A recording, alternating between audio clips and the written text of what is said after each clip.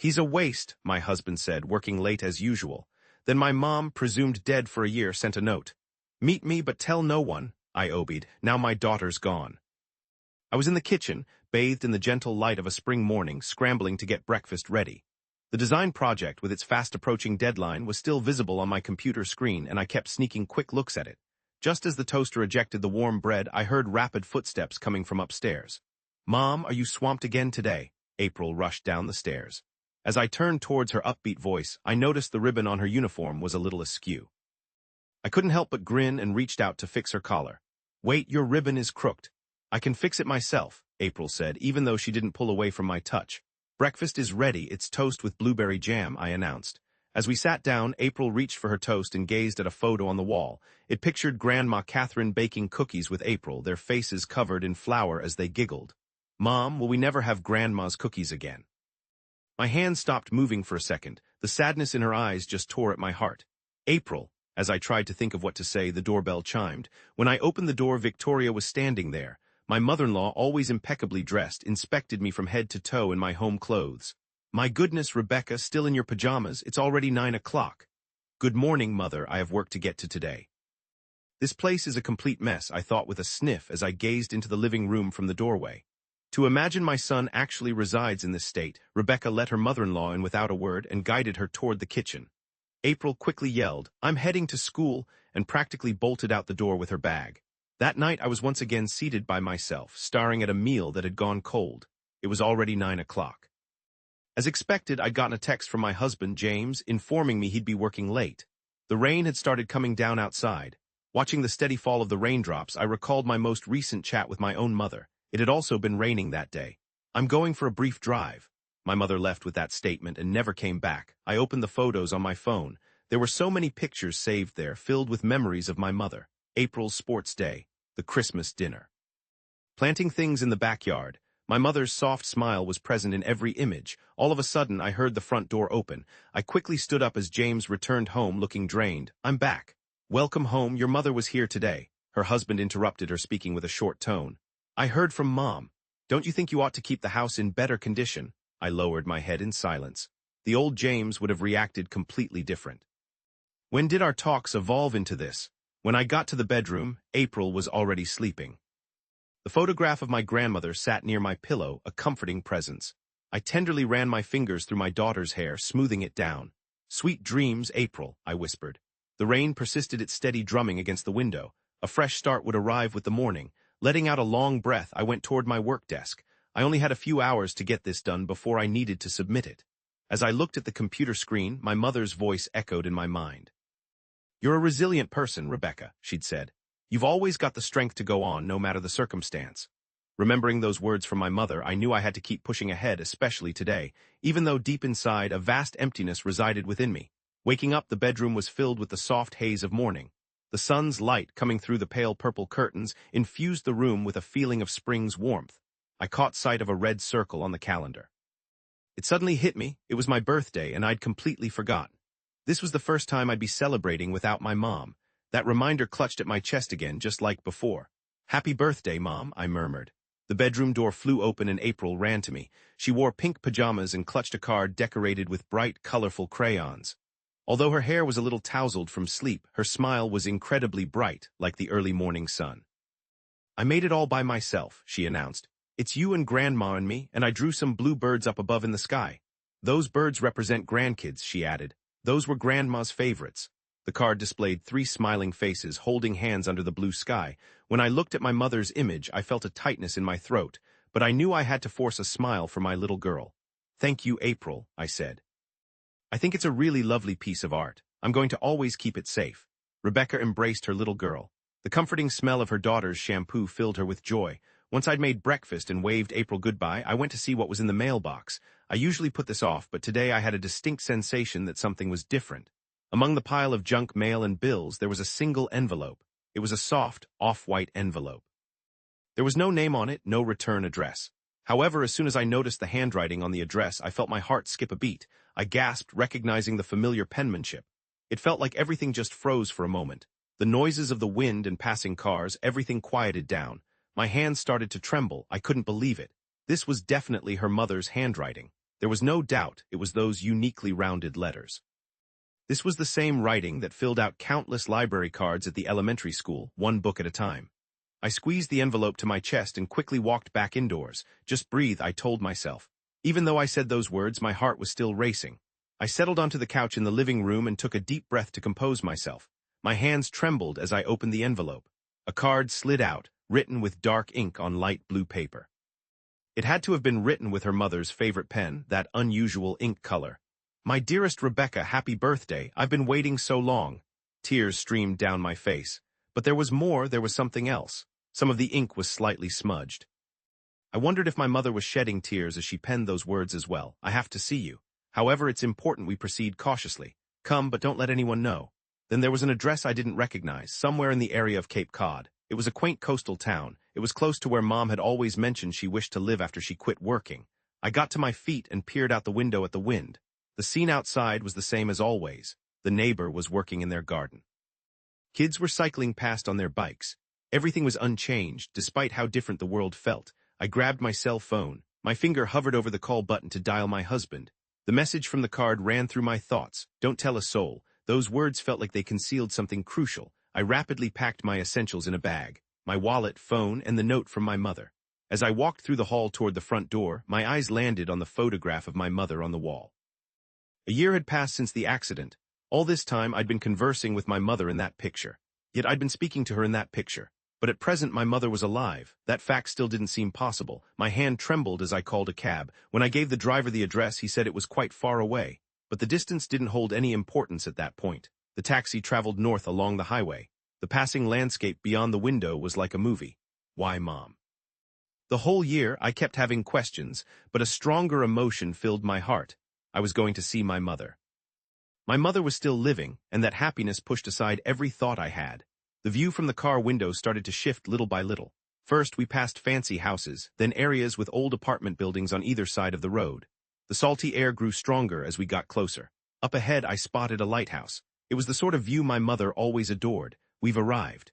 I stepped out of the car in front of an aged apartment building with 3 floors. The brown brick was starting to flake in some areas, but the windowsills were filled with healthy potted plants. There were geraniums there, which were my mother's favorite. Their bright red blossoms were like welcoming markers. My legs felt heavy as I climbed the steps one at a time. 2nd floor, 3rd floor. I paused in front of the specified room. A small sign with the number 3F was attached to the door. After I took a big breath, I knocked on the door. The sound seemed to bounce around the silent hallway. My hand, which held the card, was clammy with sweat. My heart was thumping hard inside my chest. Then I heard a key turn. Slowly, the door opened, and there she was, my mother. Her eyes were just as gentle as they had been a year ago. Though she had lost some weight and had more white in her hair, it was undeniably her mother, that comforting smile, that welcoming look. Everything was exactly how I remembered. "Mom, is it really you?" I asked, and my voice shook. My vision became blurry with tears. I took a step toward her and was instantly wrapped in her embrace. The familiar fragrance of soap, her warm body, her gentle hands moved over my back. It all felt so real, flooding my senses. We both just held each other, tears streaming down our faces, not saying a word. As the sun's rays filtered into the hallway, it felt like a good omen, completely surrounding them. It was a seemingly endless moment, utterly still. The two of them just clung to each other, solidifying the reality of the moment. My mother's room wasn't huge, yet it was always tidy. Beside the window, there was a wicker chair with her beloved houseplant soaking up the light. On the walls, there was some familiar embroidery, and on the table was a lace knitting project that wasn't quite done. This room was entirely, unmistakably her mother. "Come, please sit, I'll brew some tea." It was her mother. Even after all the time, her voice held the same soft quality. Sounds that I had heard so many times before came from the kitchen. I heard the sound of water going into the kettle, then the sound of cups being taken out. Then the pleasant smell of her mom's favorite Earl Grey was in the air. "How is April doing?" "She's doing all right, but she's really missing you." The words got stuck in my throat. Without saying anything, my mother placed the cups on the table and then took a seat directly across from me. Her hands were shaking a little bit. "I am so sorry. I'm deeply, truly sorry." Her voice was shaky. Without thinking, I reached out and took my mother's hands in mine. They felt cold, but I could still sense warmth. Why did you fake your death? That accident, that awful accident." My mother took a very deep breath and slowly began to talk. "I was nearly killed that day on a mountain road up in New Hampshire." My hands were now clenched into fists. My mother went on. "Victoria asked me to come along." She suggested we could capture some stunning pictures at the mountain's vista point, and we should go together. James was also present. They knew I'd received some money. Her mother stood and retrieved an envelope from a dusty old cabinet. Inside were a tape recorder and a cassette. There was also a medical document. This is proof. Before we went to the lookout, I recorded their discussion. Victoria had been trying to end my life for quite a while. She even attempted to poison my tea. Examine this medical document. The report indicated that they found arsenic present. The date was 2 weeks prior to the incident. But why didn't I go to the authorities? It's because she's influential, isn't she? She's an important person in town, a leader in the church. Nobody would believe me, and her mother's expression darkened. You and April were likely in danger. Rebecca looked at her mother, completely confused. The truth was just too painful for her to believe. Then that accident. At the lookout, they said they wanted a photo, and then led me to the cliff's edge. That's when Victoria tried to shove me over the edge. I reacted quickly and dodged, but I still fell down the cliff. Her mother took a sip of her tea, her hands shaking. Thankfully, I was caught in some bushes and survived. However, I could sense them coming after me. I crawled down and got away. Then I encountered a couple of hikers on the mountain. They used to be police officers. When I explained what happened, they helped me instantly. They gave me shelter in their cabin. Her mother took out an old photo album that was tucked under the sofa. I saw a picture of a kindly, middle-aged pair. It was Tom and Mary. They rescued me, actually. Their doctor pal falsified the death certificate. Because of that, I've been able to stay hidden here for a full year. Why the long delay? I was accumulating proof about all the bad things they'd done. James's corporate schemes, Victoria's previous offenses. Her mom took a big breath, and I was also bidding my time. I was holding out for the FBI's insurance fraud unit to launch their inquiry. Rebecca got to her feet and went over to the window. Outside, the soft sunlight of spring streamed in. The almost idyllic view disoriented her, a huge contrast to the things she'd just found out. Mom, why did my husband debt $5 million, gambling and crooked business deals? He depended on his mom for everything. Victoria let her son get away with everything, but they'd finally gone too far. Her mother put a hand on Rebecca's back. I wanted to keep you and April safe. However, I couldn't move immediately. If I didn't have evidence, those two would absolutely fight back, so I had to be patient. Then you finally decided it was safe to meet me because, yes, because everything is ready. The FBI has begun to take action. Now, at that moment, her mother's phone buzzed. It was Tom calling. Hello? Yes, I understand. Her mother's face completely changed. Rebecca, where is April right this minute? What? She's at school. What's the problem? It seems Victoria called the school and said she was going to pick up April. I felt the color leave my face. I glanced at the clock and saw there were just 15 minutes until it was time to go home. My mom had already picked up her purse. Let's get going, she said. The days of staying hidden were done. It was time to confront them, to shield those we care about. I agreed, giving a small nod. Looking into my mom's resolute eyes, my own fear slowly began to dissipate. Tom's car moved quickly along the roads that crisscrossed the suburbs. My mom was in the passenger seat, while I was in the back, furiously working on my phone. I had just finished reporting the situation to the police. They told me Mary was already on her way to the school in a separate car. Tom looked at his watch. Mary should be able to give us some breathing room. Outside the car window, I watched the familiar streets pass like ribbons of light. In my thoughts, April's morning's happy expression appeared along with my mother-in-law's disapproving look. April, just wait for us, I thought. At that moment, my mother's phone began to ring. It was Mary. Victoria, she's a woman, has already gotten to the school, Mary told her. However, I persuaded the principal to keep April in her classroom. My phone rang again, a different number than before. Hello, I asked. Hi, Rebecca, my husband's voice answered. I felt a chill go up my back. I know where you are. You met with your mother, didn't you? Don't stress about April. My mother is going to collect her. As a matter of fact, we've already finished the transfer process. What are you talking about? I asked. April isn't going anywhere. It's already set in stone. It seems like you need some time to sort things out, he said. The phone call cut off. I barely kept myself from screaming. The vehicle looped around to the rear of the school. We parked in the dark area beside the outdated gym. After Mom and Rebecca got out, Mary hurried over. April is okay. However, Victoria is becoming quite loud in the principal's office. At that instant, the school's PA system crackled to life. April Morrison, please report to the principal's office. Again, Rebecca immediately wanted to run, but her mom held her arm. Hold on. Going in there head-on is exactly what they expect. We have proof, all the documentation we need to demonstrate their wrongdoing. We must stay composed. Rebecca inhaled deeply. You're right, no more running or hiding. Let's utilize the staff and the building's layout, Mary said. I used to teach. I know the building plan extremely well. The trio entered the school via the back entrance of the gym. They moved forward through the shadowy hallway. In the distance, the sounds of kids talking could be heard. The principal's office is upstairs. But before that, Mary stopped and pulled out a small digital recording device. Take this. Start recording when Victoria begins speaking. Rebecca agreed. She put the recorder in her pocket. As they ascended the stairs, Mom whispered, I'll go in first. Victoria will surely be rattled when she sees me, but it will be all right. This is a different situation. When they arrived at the principal's office, we could hear her mother-in-law's voice emanating from within. The reason I'm demanding custody of this child is... I saw my mom inhale deeply and then she pushed the door open. Everything went silent in the room. My grandma's face lost all color. It looked like she'd just seen a specter. When I spotted my grandmother, April, who was sitting in a chair near the principal, jumped up. Grandma, April, stay put, Rebecca shouted. What's going on? My grandma said, her voice shaking. You're supposed to be gone. Yeah, because you attempted to make that happen, didn't you? My mom stated, completely calm. But you didn't succeed, did you? My grandma grasped the principal's desk for support. Just then, hurried footsteps resounded in the hallway, and a group of FBI agents dressed in black suits entered the room.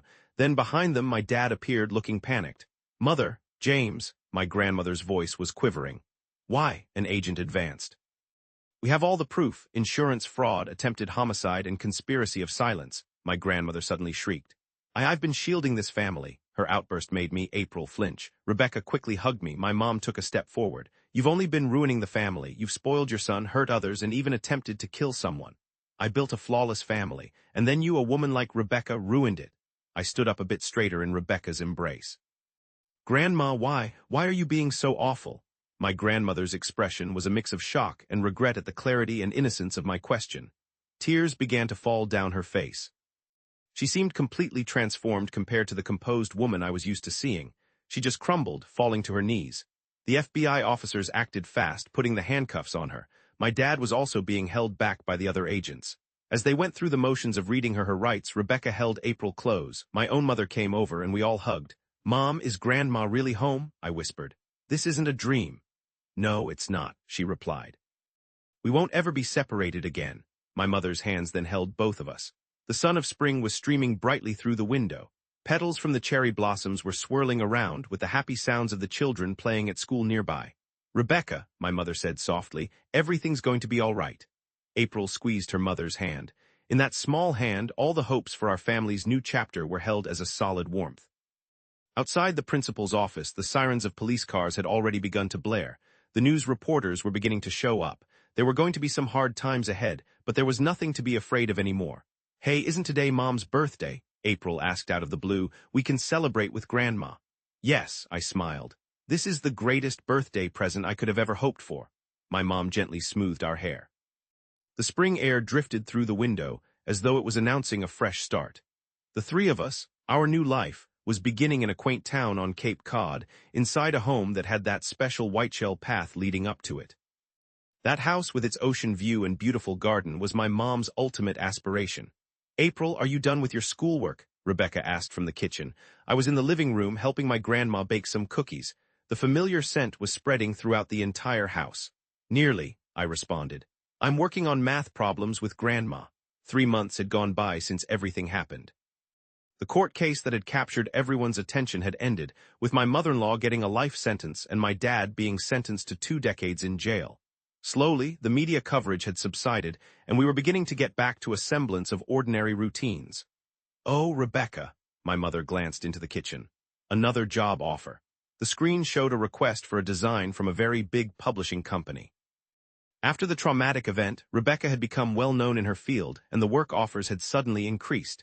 Yes, she responded, as an illustrator of children's books. That's what you always wanted, my mom said with a soft smile. April definitely got her gift from you. April was doing incredibly well in her art class at her new school as well. Her artwork, which depicted 3 generations of women, won a special award at the recent exhibition. It was titled Hope, and featured us 3 together with blue birds surrounding us. Hey, Mom, I exclaimed, running from the living room with hot cookies. Can I lend a hand with the bake sale at church this weekend? My mother's cookies had become very popular in our new neighborhood. The new church community had been so accepting and kind to all 3 of us. Sure thing, however, first things first, tomorrow's Saturday, isn't it? Oh yes, it's our beach picnic day. April was practically bouncing with excitement. These weekend outings to the beach were quickly becoming a cherished family custom. When evening arrived, the 3 of us were sitting on the deck at the back of the house. The ocean air felt wonderful and a lighthouse was flashing far away. "Hey, Mom," Rebecca murmured softly. "Are you still worried about that day?" Mom slowly moved her head, listening to the sound of the ocean waves. "I'm all right these days." Because she explained, gently touching April's head, who was drifting off to sleep in her arms. "We have our most precious treasure." The stars began to appear in the night sky, sparkling. I felt the joy of being alive all over again right then as I took in the peaceful scene. Early the next morning, the three of us got up early and went to the beach. There were no marks from footprints on the white sand yet. April was busy picking up seashells while she was playing at the edge of the waves. "Look, dolphins!" A group of dolphins were leaping through the waves far out. April was absolutely thrilled. Watching her, Mom spoke in a soft voice. "Yesterday I received a letter from prison." I gasped, taken aback. "It's from James," Mom went on. "He says he's incredibly sorry for everything. He really wants to see April in particular. What should we do?" "That's something you have to choose. But April deserves to find out the truth someday." I stared out at the water. My husband's act of betrayal had wounded me deeply. But I refused to stay trapped by the hatred. That's what my mother had always told me. "I'll give it some thought," I replied. "But right now, Mom, Grandma." April gestured a hello. "I've got an appetite." They exchanged glances and chuckled. Unpacking the picnic basket, the trio settled down on the sandy shore. Sandwiches made by her mother using her secret recipe, plus fruit and cookies made the previous day. Let's dig in. Time slipped away filled with happiness and the soft sound of waves. The bake sale put on by the church the week after was incredibly popular. Her mother's cookies were completely gone almost instantly. April eagerly offered cupcakes that she'd personally baked. "You all are truly an amazing family," I thought. The leader of the women's group approached them. God must have been watching over Rebecca since she worked so hard by herself. It was possible that was the case. There's always a bit of brightness, even in the darkest times. That's what my mother always told me. Later that evening, Rebecca started to write a letter. "Dear James, for such a long while I held resentment towards you. Yet now I feel a bit different." As she wrote, I heard April and her mother's laughter echoing from the backyard. They were trying to find constellations up in the night. "Mom, a shooting star." Hearing April's shout, Rebecca hurried outside to join them. "Did you make a wish?" her mother questioned. "Yes, but it has already come true," April replied.